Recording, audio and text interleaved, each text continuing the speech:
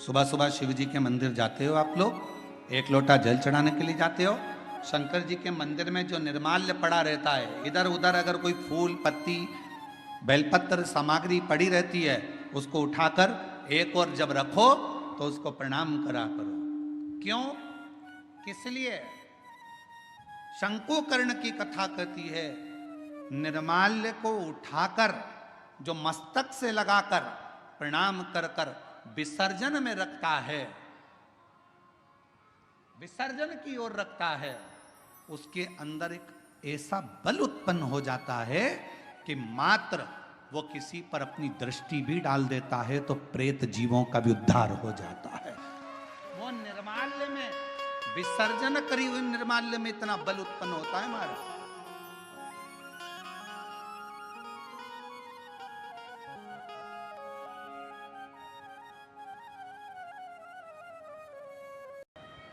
और फिर निवेदन करूं मेरी जीजियों से, मेरे जीजाओं से, प्रयास करना, कभी अगर मौका मिल जाए,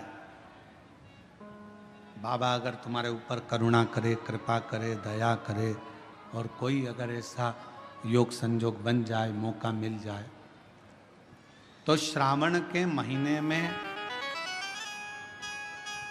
कोई भी एक नियम अवश्य धारण करो पूरे सावन, कि मैं शिव जी के मंदिर जाऊंगी या बेलपत्र को जल चढ़ाऊंगी या शंकर जी के मंदिर का दर्शन करूंगी या शिखर का दर्शन करूंगी या शिव जी के मंदिर में एक चावल का दाना या 2 लोटा जल का स्मरण या बाबा देवादिदेव महादेव का मंत्र स्मरण करूंगी। प्रतिदिन अपने हाथ में 2 लोटा जल भरकर शिव को जल की धार लगाऊंगी। कोई भी एक नियम अपने श्रावण महीने में अवश्य, और नियम पूरा होता है तो बाबा करुणा, एक पत्र है, अच्छा है, बाबा करुणा करता भी है। कहा कि मैं पूर्व में ब्राह्मण था, बेलपत्र का अपमान कर कर मुझे ये योनि मिली है, मैं पिशाच की योनि। हजारों अश्वमेध यज्ञ का फल यदि प्राप्त करना है तो जिंदगी में एक बार एक बेलपत्र का पौधा जरूर कहीं पर लगाओ, 1000 अश्वमेध यज्ञ का फल मिलेगा। सर्वतोमुखी यज्ञ का फल प्राप्त करना है तो कहीं पर बेलपत्र का वृक्ष लगा हो तो वहां रोज 1 लोटा जल चढ़ाना प्रारंभ करो, सर्वतोमुखी यज्ञ का फल प्राप्त हो। और यदि सर्वतोमुखी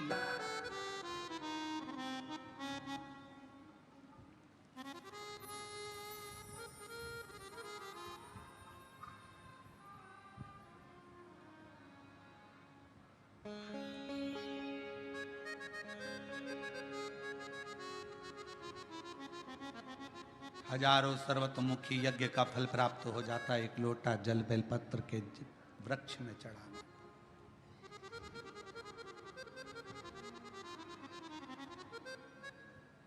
और शिव पुराण की कथा कहती है, हजारों हजारों विष्णु यज्ञ, सोम यज्ञ, हजारों हजारों रुद्र यज्ञ, हजारों हजारों देवी यज्ञ, हजारों हजारों सिद्धि यज्ञ, सारे यज्ञों का अगर पुण्य फल प्राप्त करना है तो 3 वृक्ष ऐसे हैं जिन वृक्ष की त्रिवेणी में अगर एक बार भी अगर मौका लग जाए इन 3 वृक्षों का स्मरण करने में, पहले नंबर का बेलपत्र का वृक्ष, दूसरे नंबर का पीपल का वृक्ष, तीसरे नंबर पर है महाराज भगवान देवादिदेव महादेव की कृपा से शमी का वृक्ष।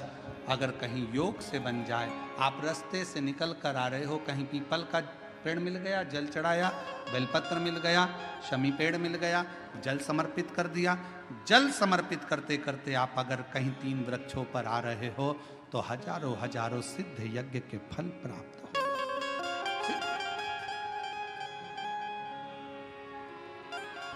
और यदि ये सब नहीं कर सको तो एक बेलपत्र के वृक्ष की सेवा जरूर।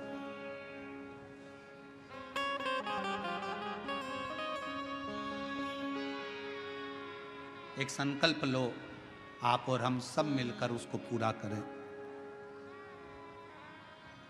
सावन के महीने में एक बेलपत्री का वृक्ष जरूर लगाएंगे, ये नियम आप और हम लेकर। लगाओगे? जम के तो बोलो, पक्का? बकरी खाए वैसा तो नहीं है? नहीं ना? संभालोगे उसको, प्रयास करोगे ना? ऐसी जगह लगाना जहां तुम उसको देखते रहो, संभालते रहो, उसको बढ़ाते रहो। हमसे ये मत पूछना कि पेड़ कहाँ लगाएं, मंदिर में लगाएं, रोड पर लगाएं, किनारे पर लगाएं, शमशान में लगाएं कि कहाँ लगाएं। जहां तुम्हारा दिल कर जाए वहां पेड़ लगाना, पर तुम्हारी निगाह में रखना उसको कि वो बड़ा हो जाए, छाया दे, दुनिया का भरण पोषण करे, दुनिया के ऊपर कृपा की छाया लगाओ।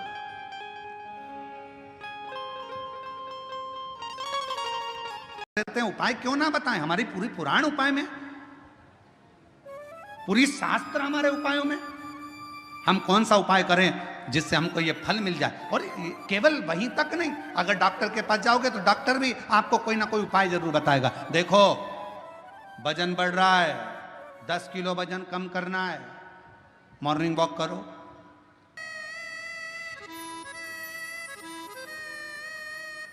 शिव जी का एक गण है जिसका नाम है कपर्दी। नाम बोलो, कपर्दी। सब बोलो जरा, कपर्दी। शिव जी का है। अच्छा, कपर्दी नहीं बोल सकते तो काशी में एक शंकर जी का शिवलिंग है जिसको सारी दुनिया भजती है, और अगर उस शिवलिंग का दर्शन ना किया जाए तो 12 ज्योतिर्लिंग के दर्शन का भी आनंद फल नहीं माना गया। उसका नाम है कपर्दीश्वर महादेव, काशी में।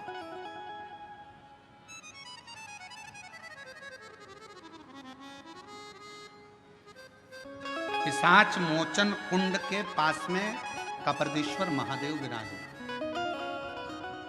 कौन कौन ने दर्शन किए हैं? कभी आप लोग काशी गए होंगे, करें आप लोगों ने दर्शन? प्रणाम, आपको बहुत बहुत नमन है अगर आप लोगों ने कपर्दीश्वर महादेव पिशाच कुंड के, पिशाच मोचन जो कुंड है काशी में, बस उसी के तट पर विराजमान है मेरे कपर्दीश्वर महादेव।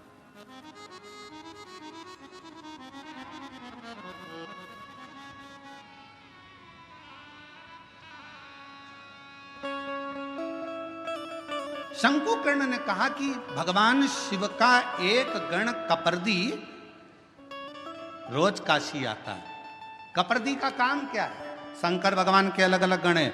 नंदी का काम है शिव जी को ले जाकर घुमा कर लाना, भृंगी का काम कुछ है, श्रृंगी का काम कुछ है, सारे गणों का अपना अपना काम है। कपर्दी गण का काम था शंकर भगवान की जटा को संवारना। शिव जी की जटा को संवारने का काम कपर्दी का।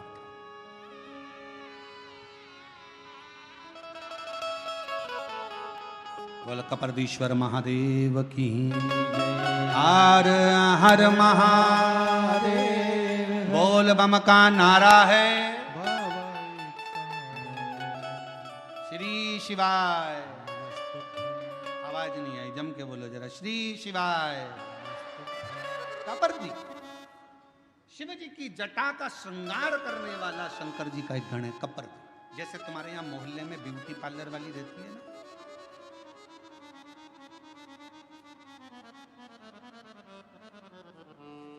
शिव भक्त को पहचान जाता है,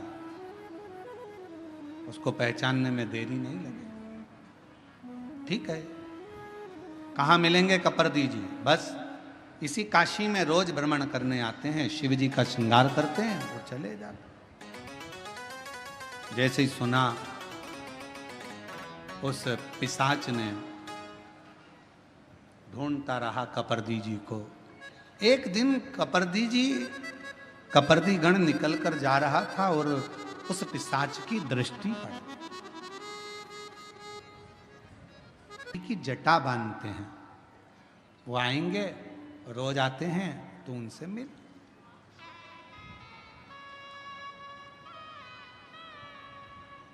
और बहुत ध्यान देना महाराज,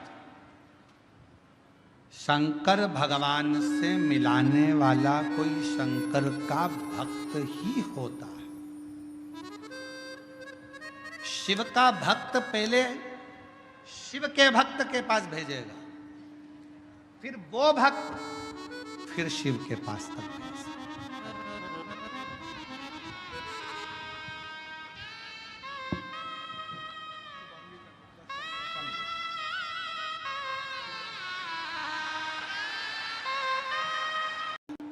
कपर्दी ने सोचा यदि मैंने उपाय बता दिया और देवाधिदेव महादेव मेरे ऊपर नाराज हो गए तो, मान लो मैंने उपाय बताया और देवाधिदेव महादेव नाराज हो गए,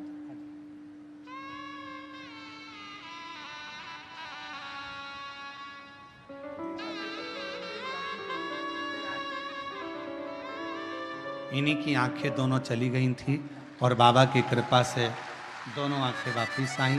शिव कृपा।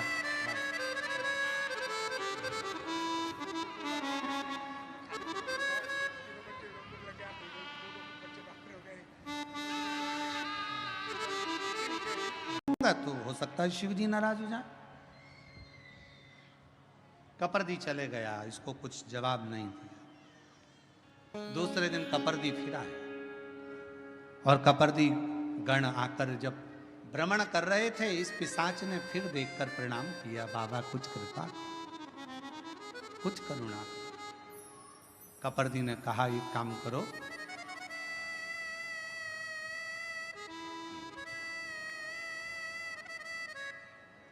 मैं एक शिवलिंग का निर्माण करता हूं,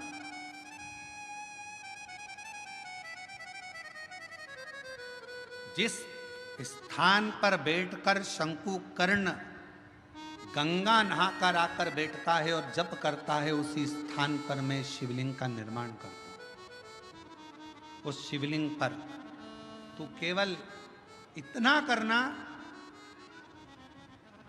अगर कोई बेलपत्र चढ़ाने के लिए उस शिवलिंग के नजदीक में आए, बस उस जाती हुई बेलपत्र का मात्र तू दर्शन कर लेना।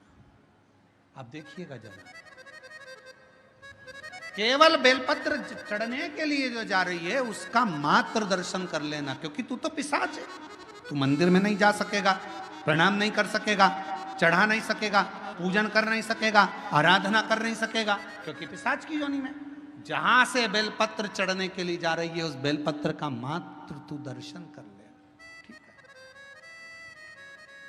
पिशाच उस बेलपत्र का दर्शन कर रहा था। कपर्दी ने जिस शिवलिंग का निर्माण किया था, उस शिवलिंग के पास में बेलपत्र चढ़ाने के लिए शंकुकर्ण जा रहे थे और दर्शन बेलपत्र का हो रहा था। तभी जल का एक पात्र सामने से लेकर जाते जाते गिर गया। वह पात्र बेलपत्री का संग कर लिया और वहीं उस कपर्दी के बनाए हुए शिवलिंग में से स्वयं देवाधिदेव महादेव मेरे शंकर ओघड़दानी प्रकट हो गए। कपर्दी, आज तक तूने मेरी जटा का श्रृंगार करा है, पर आज मेरे शिवलिंग का तूने श्रृंगार करा है। कपर्दी क्या चाहता है? कपर्दी ने कहा, प्रभु मैंने अपने लिए कभी तप साधना नहीं करी। एक पिशाच है, उस पिशाच की मुक्ति के लिए कोई यत्न कर। शिव जी ने गंगा जी का आह्वान करा। गंगा, जिस स्थान पर पानी का पात्र गिरा है वहीं पर एक कुंड प्रकट हो जाए। गंगा उस कुंड से प्रकट हो गई। शिव जी ने कहा कि कहो कपर्दी इस पिशाच से इस कुंड में स्नान करे। कपर्दी के कहने पर पिशाच ने कुंड का स्नान करा। सुंदर कानों में कुंडल आ गए, गले में रुद्राक्ष की माला आ गई। पिशाच की योनि से छूटकर देव योनि को प्राप्त होकर शिव के नंदी के साथ में कैलाश धाम चले। शिव जी ने कहा, सुनो कपर्दी, तुम्हारे द्वारा बने हुए इस शिवलिंग की साक्षी में ये सुंदर कुंड, जिसको स्कंद पुराण के अंदर काशी खंड में विमलोदक कुंड कहा गया है और संसार की भाषा में इसको पिशाच मोचन कुंड कहा गया है। इस कुंड का निर्माण मैंने करा है। ये कपर्दी तुम्हारे द्वारा बना हुआ ये शिवलिंग कपर्दीश्वर महादेव के नाम से विख्यात होगा। जिसके जीवन में अगर थोड़ा सा भी कोई पाप जिंदगी में अगर किया होगा, कोई पाप कर्म में अगर ग्रसित होगा, उसके घर के, परिवार के, कुल के, गांव के अंतर्गत कोई पिशाच योनि में पड़ा होगा, अगर कपर्दीश्वर महादेव का काशी में आकर दर्शन कर लेगा और पिशाच मोचन कुंड का मात्र स्नान और दर्शन कर लेगा, उसके 71 पीढ़ी और उसके गांव में भी अगर कोई पिशाच योनि में होगा तो वो मुक्त हो जाए। बोल कपर्दीश्वर महादेव की जय। पिशाच मोचन कुंड, जिसको स्कंद पुराण के काशी खंड में भगवान शिव का विमलोदक कुंड कहा।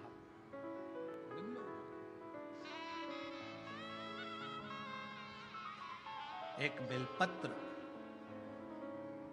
और उस बेलपत्र की महत्वता का वर्णन ये शिव महापुराण की कथा का विमलोदक कुंड कर रहा है। और कितना विश्वास, जैसे ही उस पिशाच को मुक्ति मिली, शंकुकर्ण हाथ जोड़कर उस शिवलिंग की साक्षी में, कपर्दीश्वर महादेव की साक्षी में बैठ गए, शिव नाम का स्मरण करने लगे। श्री शिवाय नमस्तु। पूजन कर रहा है, देवी की पूजन कर रहा है, आराधना कर रहा है, कोई संकल्प लेकर बैठा है, कोई तप साधना कर रहा है, यजमान कोई अनुष्ठान कर रहा है। यजमान का जितना भाव, यजमान का जितना विश्वास भगवान के प्रति हो, जिस देवता की पूजन हो रही है उस देवता के प्रति हो, उससे 4 गुना ज्यादा विश्वास पूजन कराने वाले ब्राह्मण का भगवान के प्रति होना चाहिए कि मैं जिसकी पूजन करा रहा हूं वो देवाधिदेव महादेव, वो भगवान श्री गणेश, वो भगवान देवाधिदेव महादेव, भगवान श्री गणेश, माँ अम्बा, जगदम्बा, पंचलोकपाल, 16 मातृका, 9 ग्रह, ये सारे जो मंडल बने हैं, ये ग्रह बने हैं, मेरा विश्वास कहता है कि ये मेरे देवता इस जजमान का कल्याण जरूर करेंगे। तो विश्वास जागृत हो, विश्वास,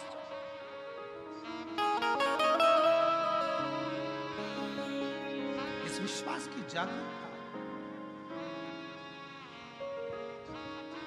शिव महापुराण की कथा कहती है, मान लो अगर हमारे पास में कोई पुष्प नहीं होता, हमारे पास में कोई बेलपत्र नहीं होती, हमारे पास में कोई वस्तु नहीं होती और हम शंकर जी का मंदिर में पहुंचे हैं, तो अपनी वाणी का पुष्प शिव को समर्पित करना चाहिए।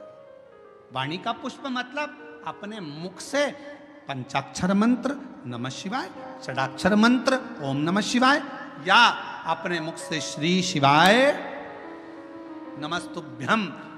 किसी भी शिवालय में जाओ, किसी भी तीर्थ में जाओ, महाकाल बाबा का दर्शन करो, चाहे विश्वनाथ जी का दर्शन करो, चाहे केदारनाथ जी का दर्शन करो, चाहे भीमा शंकर का दर्शन करो, चाहे घृष्णेश्वर बाबा का दर्शन करो, चाहे त्र्यंबक बाबा का दर्शन करो, किसी भी मंदिर में आप दर्शन करने के लिए जाओ, मंदिर के गर्भगृह में तुम्हारा प्रवेश नहीं हो रहा है तो बाहर खड़े होकर चिल्लाकर आवाज लगाना, श्री शिवाय नमस्तुभ्यम, श्री शिवाय। जब हम बाहर खड़े होकर अपना पुष्प, अपनी बेलपत्र मंदिर के अंदर नहीं जा सकती, तो अपनी वाणी रूपी पुष्प हम भगवान को समर्पित करें तो शिव प्रसन्नता से हमें फल प्रदान करें। अपना वाणी का पुष्प दीजिए, वाणी का पुष्प। और हम तो आप लोगों से भी कहेंगे, जितने शिव महापुराण की कथा सुनने वाले हैं, सबसे कहेंगे, जब कथा शुरू होती है, व्यासपीठ के पास में हम जब पूजन करने आते हैं, ये संगीतकार जब गुरु वंदना गाते हैं, तो एक बार आपको भी जम के आवाज लगाकर चिल्ला कर कहना चाहिए, श्री शिवाय। और जब कथा विराम होती है, कर्पूर गुरम हो जाता है, हर हर महादेव हो जाता है, पुष्पांजलि हो जाती है, नमन कर कर जब उठने की तैयारी हो, तब फिर चिल्लाकर कह देना चाहिए, श्री शिवाय नमः। हमारी बेलपत्र पोथी तक पहुंचे चाहे नहीं पहुंचे, हमारा पुष्प पोथी तक पहुंचे चाहे ना पहुंचे, पर हमारी वाणी रूपी पुष्प पोथी तक पहुंचना चाहिए। हमारी वाणी का पुष्प शिव तक पहुंचना चाहिए। कितना सुंदर लिखा है। माउली संत ज्ञानेश्वर माउली जी की यहां जो कथा हुई इसमें कहा था, लाख योजन वो कौन सा ब्राह्मण होता है जिस ब्राह्मण के जीवन में कभी दुख नहीं आता। कौन सा ब्राह्मण?